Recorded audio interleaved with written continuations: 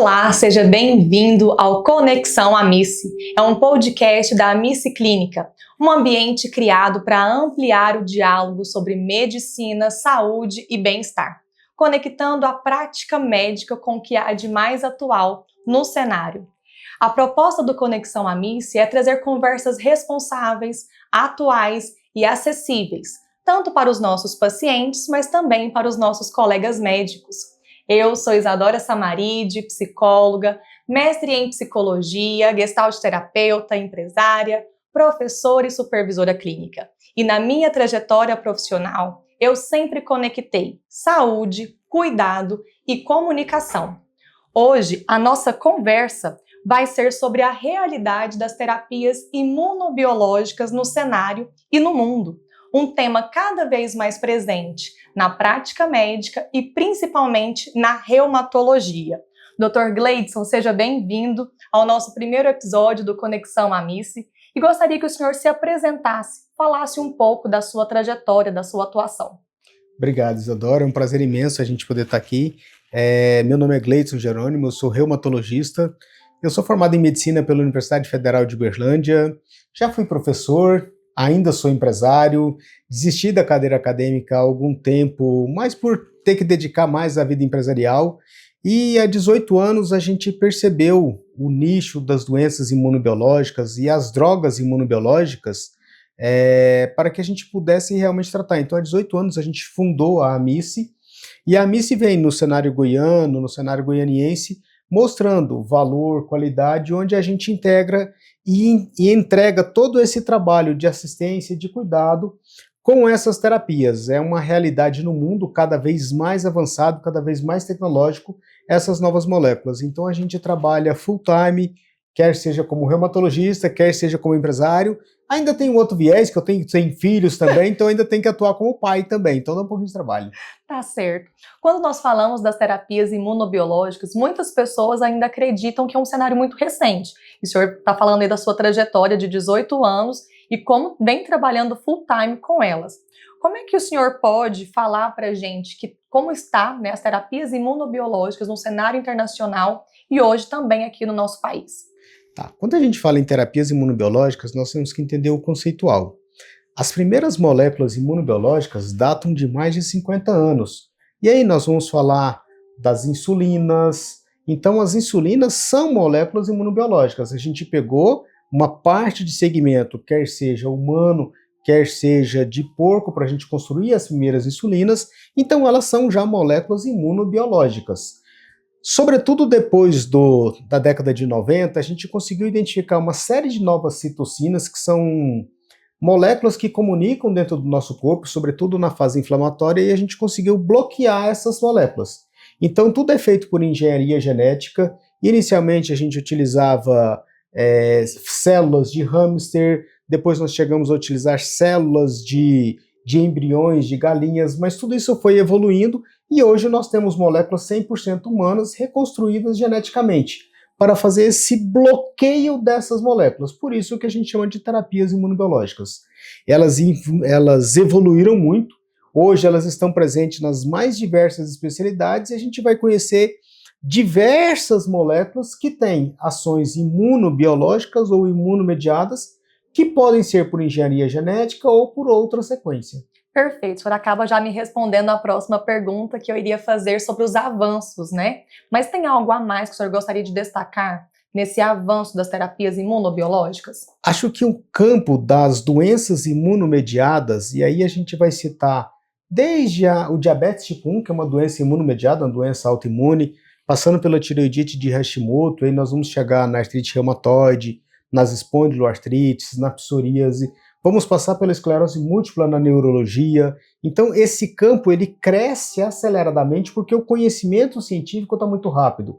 Cada vez mais a gente consegue entender como se dá o mecanismo inflamatório e novas moléculas hoje elas estão tão alvo específicas que elas bloqueiam não mais uma comunicação entre uma célula e outra, mas sim dentro da célula, entre o citoplasma, que é a parte externa da célula, e o núcleo dessa célula. Então a gente está tão alvo específico que isso já aconteceu muito na oncologia e hoje a gente vê nessas outras doenças.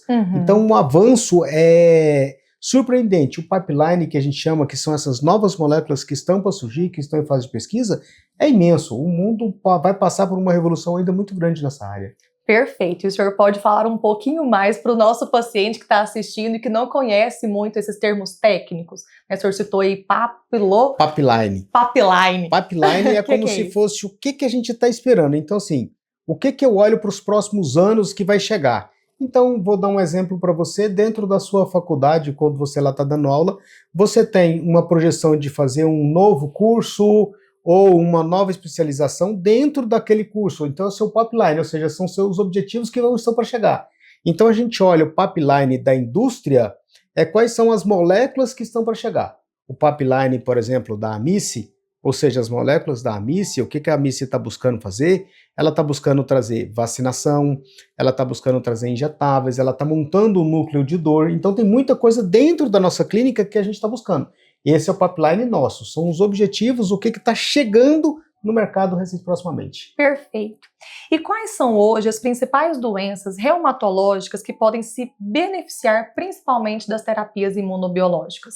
Tá. As doenças imunomediadas e as terapias imunobiológicas, elas tiveram um avanço na reumatologia a partir do ano 2000, quando surgem as primeiras moléculas. E aí a gente começa a ver todo esse mercado e toda essa percepção.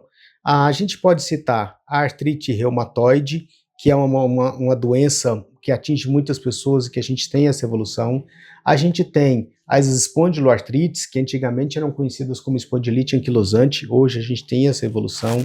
Nós podemos falar mais recentemente do lúpus, a artrite psoriásica, as vasculites, e aí a gente tem a vasculite de BC, a vasculite antiga conhecida como a granulomatose de Wegener. Então a gente tem uma série de doenças que hoje estão dentro do arsenal terapêutico com terapias imunobiológicas. Perfeito. E do ponto de vista médico, em que momento essas terapias elas costumam entrar no tratamento? Nossa, essa pergunta é tão complexa porque a gente vai tem depender. Não só vai depender, mas sobretudo porque a gente mudou a história das doenças com essas terapias. Então, quando a gente muda a história de uma doença, a gente tem que pensar em alguns aspectos. A gente muda a história da doença, mas e o custo?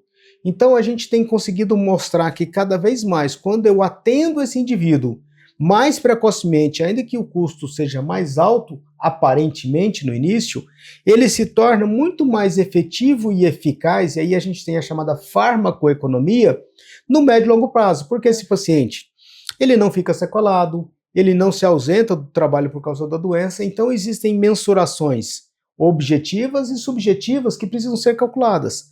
Quando eu fico naquele indivíduo que eu estou tratando com medicamentos tradicionais, mas ele tem crises recorrentes da doença e ele falta uma vez por mês, 2 vezes por mês, 3 vezes por mês, esse cálculo ele é absolutamente indireto. Às vezes ele precisa internar e ainda chega nos cálculos ainda mais diretos, que é quando a doença avança e eu preciso submetê-la a uma cirurgia, a uma prótese de quadril, e aí o custo se torna imensamente maior e aí a conta não fecha. Então, farmacoeconomia é um dado importantíssimo para a gente pensar sobre isso. Perfeito.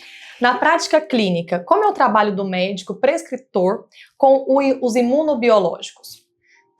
Na verdade, a gente não vai dizer que a gente vai trabalhar com imunobiologia, a gente vai trabalhar, eu gosto muito de citar, Isadora, e aí você tem a sua expertise e vai poder perceber isso muito bem.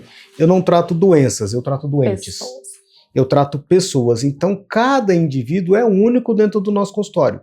E isso vale para todos os reumatologistas, eu tenho certeza, porque é a nossa formação.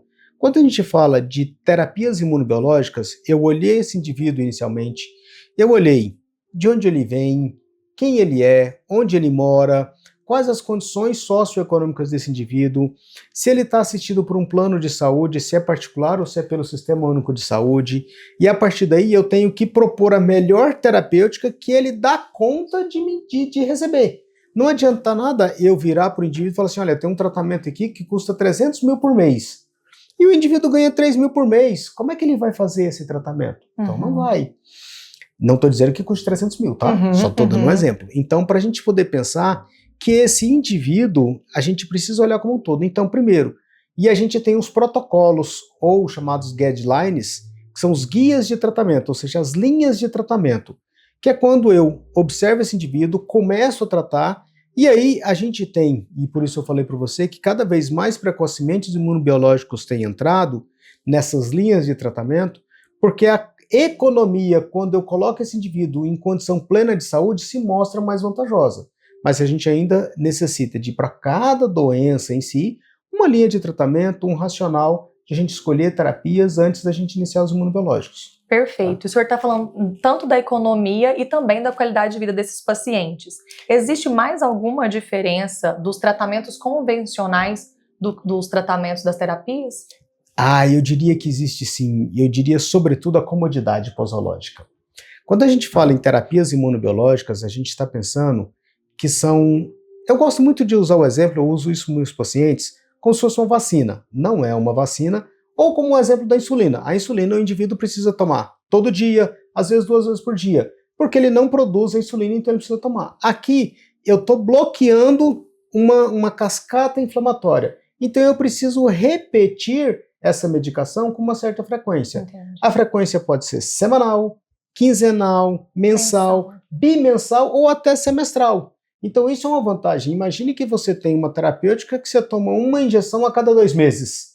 E em tese você não precisa usar mais nada. Nossa. Poxa, que qualidade de vida. Com certeza. Enquanto eu olho para determinados indivíduos que ele toma 5, 6, 7 comprimidos no dia para tratar uma determinada doença. Então essa comodidade posológica é fenomenal sob o meu ponto de vista. Perfeito. E falando da sua atuação, né, como responsável técnico aqui da Amice Clínica, como é que funciona a estrutura para o manejo dessas terapias no CTA? Tá. Para a gente poder entender, o CTA é o nosso Centro de Terapia Assistida. O que é esse espaço? Esse espaço ele é um espaço com poltronas. A gente tem apartamentos aqui também, onde o indivíduo pode ficar mais comodamente, mas como eu posicionei para você, a aplicação é tão rápida que o indivíduo não quer ficar no apartamento, porque gasta 15 segundos uma aplicação, 30 segundos, então não faz muito sentido, não dá nem tempo de ligar a televisão, às vezes, direito. Então, eles preferem ficar, e às vezes, quando é uma infusão mais lenta e é recorrente, geralmente são os mesmos pacientes no mesmo grupo de horário, então acaba se tornando amizade. E como existe uma recorrência da aplicação, você tem um grupo meio quase familiar ali de tratamento. A grande diferença, que eu gosto muito de citar, é porque aqui nós estamos em busca de qualidade de vida. E essa talvez seja um marco divisor dos pacientes que estão em clínicas oncológicas. Eles não estão atrás necessariamente de qualidade de vida, eles estão atrás de vida. Porque o diagnóstico de câncer já foi, hoje não é mais, mas já foi quase sinônimo de fim de vida. Hoje a gente tem uma evolução, e graças a Deus temos isso, mas ainda existe esse preconceito. Então aqui a gente não faz nada oncológico. O indivíduo vem, ele não perde o cabelo, ele não tem nada. Então, assim, é um ambiente extremamente leve, agradável. Nós temos uma equipe de enfermagem pronta e contínua para assistir esses indivíduos. A gente faz toda uma consulta de enfermagem, avaliamos todos os pré-requisitos para a gente poder atender se esse paciente está ou não apto a tomar essa nova dose. Medicado, a gente continua o acompanhamento, então a gente tem no CTA, esse é o cuidado. Mas mais do que isso, eu diria que o cuidado maior, ele está antes disso, que é a aquisição do produto. Então a gente tem que ter fontes confiáveis, as nossas moléculas, todas as nossas drogas são adquiridas de fontes absolutamente confiáveis.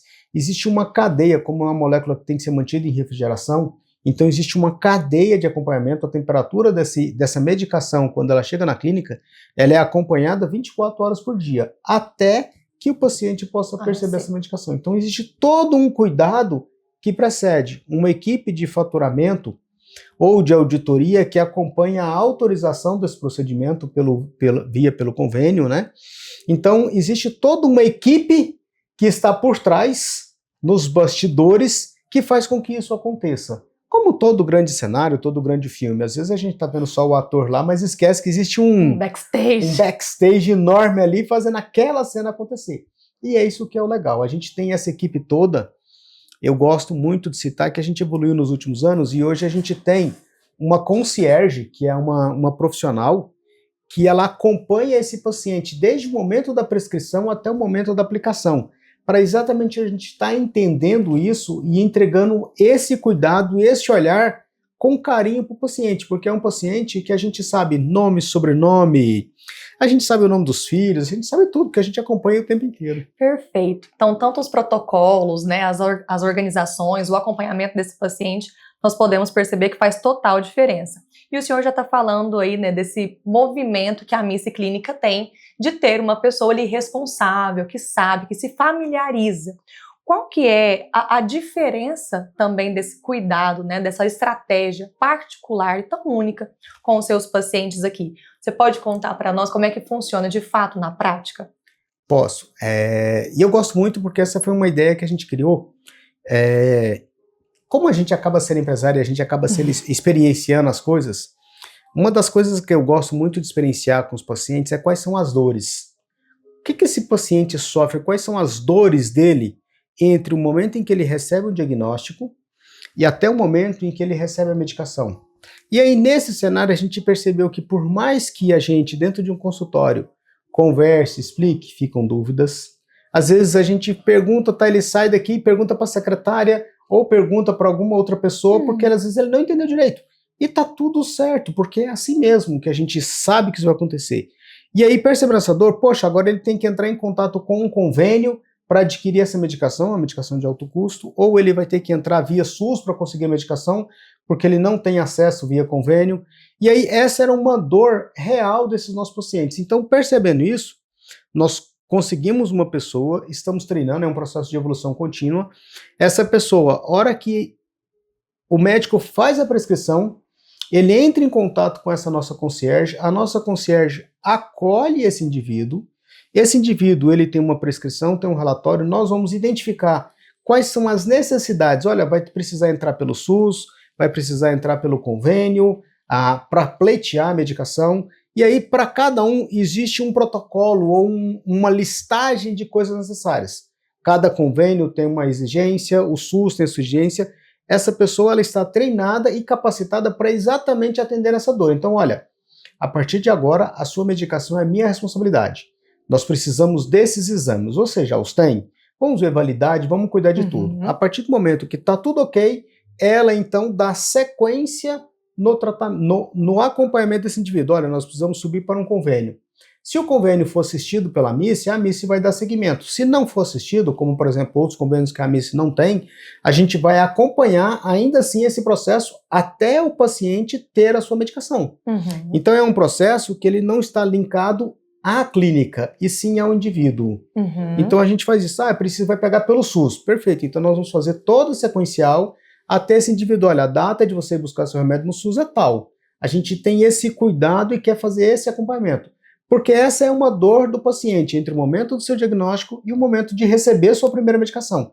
Então a gente tenta filtrar, diminuir o tempo dessa dor e alcançar a melhor resposta. Então isso tranquiliza o médico, que sabe que está sendo assistido de forma adequada, e tranquiliza o paciente, que ele sabe que está tendo o melhor cuidado para isso. E a gente está centrado, mais uma vez, a Missy se centra no indivíduo.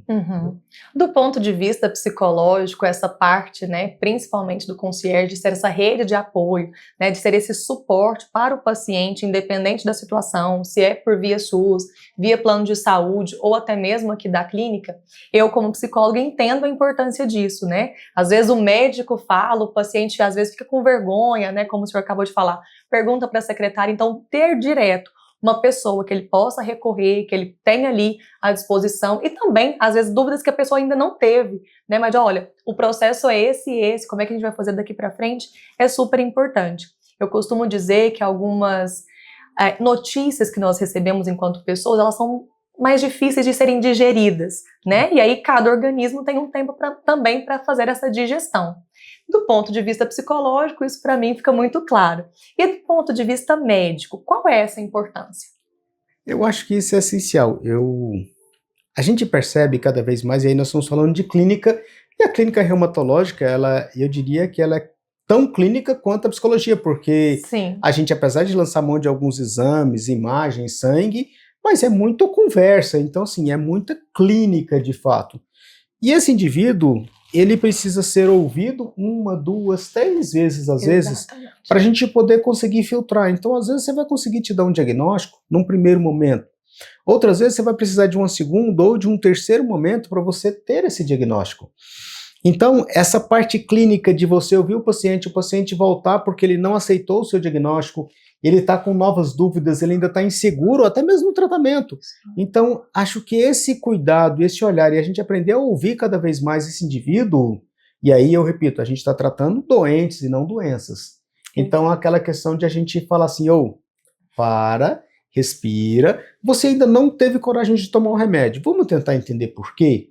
Quais foram suas dúvidas? Quais são suas inseguranças?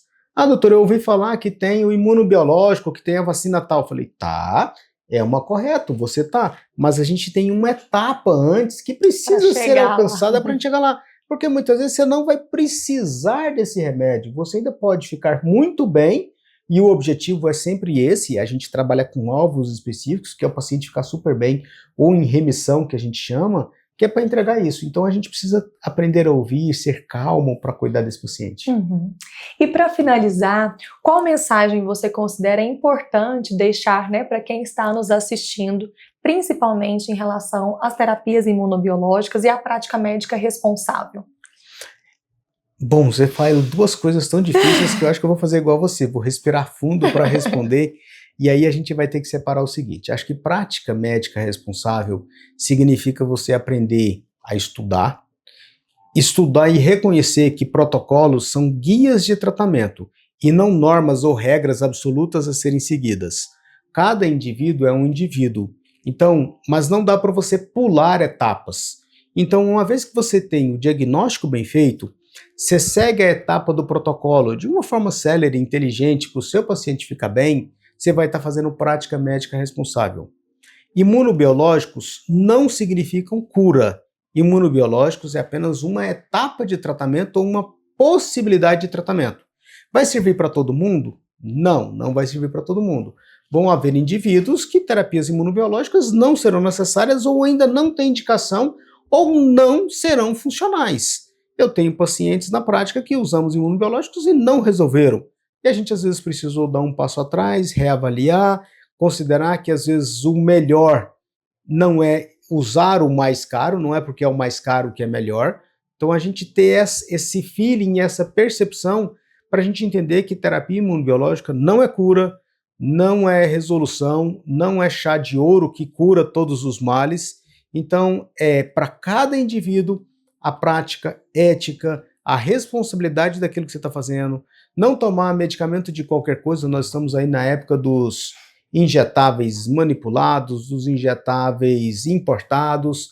Isso nós precisamos, podemos tê-los, mas desde que eu tenha a responsabilidade de onde está vindo, quem é que está aplicando, qual é o cuidado. Então tudo isso é essencial para uma prática médica responsável e que imunobiológicos são moléculas que estão aqui para nos auxiliar no controle da doença. E a AMICE tenta fazer isso da melhor forma possível. A gente erra um pouquinho, a gente tenta, eu gosto muito de falar assim, a gente tenta errar rápido para levantar rápido para corrigir, para a gente poder melhorar.